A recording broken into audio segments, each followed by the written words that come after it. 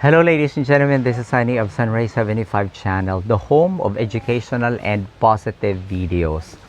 Ayan, so sa lahat ng mga nanonood ng Sunrise 75 channel, sa pagkakataong ito ay pag-uusapan natin kung paano tayo magiging maunlad. Ayan, maraming tao syempre, hindi lang marami, almost everybody is interested to become progressive, to become successful, at maging maunlad sa lahat ng kanilang mga ginagawa, no?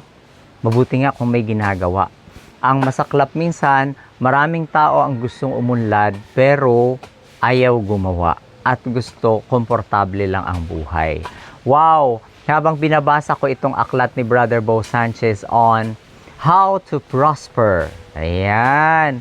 Ang sabi niya dito, isa sa kanyang binanggit, growth is located just outside your comfort zone. Ayan, napakaganda, no?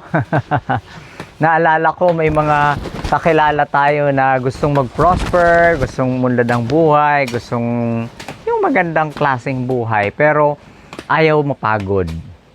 Ayaw magpuyat, ayaw mapagod, ayaw magtrabaho. Paano kaya yun?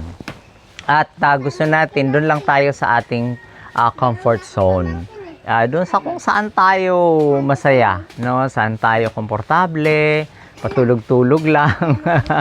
But life is not like that. If we want, sabi nga din ni Jim Rohn and even Brian Tracy, that nothing much grow in our comfort zone.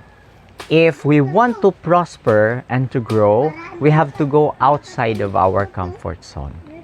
Kung kailangan nating magtrabaho, minsan mag-extend ng oras, minsan magpagod, magplano, tingnan, kilalanin ang ating sarili, ano ang ating mga potentials, yung ating mga skills, ano yung ating mga talents, kailangan nating alamin yun.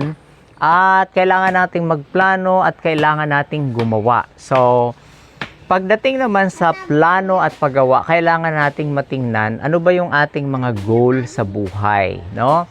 Pero katulad ng binabanggit ng ibang mga authors, dapat hindi lang yung goal lagi ang ating tinitingnan. Dapat tinitingnan natin what are those tiny atomic habits that we are doing every day para maikonekta natin yung ating goal doon sa ginagawa natin araw-araw. Dahil, can you imagine, if we have our goal and then konektado yan sa ginagawa natin araw-araw, hindi natin sasabihin na, ay wala akong ginagawa sa araw na ito, wala akong magawa, no? Because every day you will always have your plans. Ano ba ang gagawin mo ngayon in relation to your plans, in relation to your goals? So, kapag meron tayo niyan, can you imagine, araw-araw may gagawin ka, and in the whole week, imagine gaano kadami ang pwede mong ma-accomplish.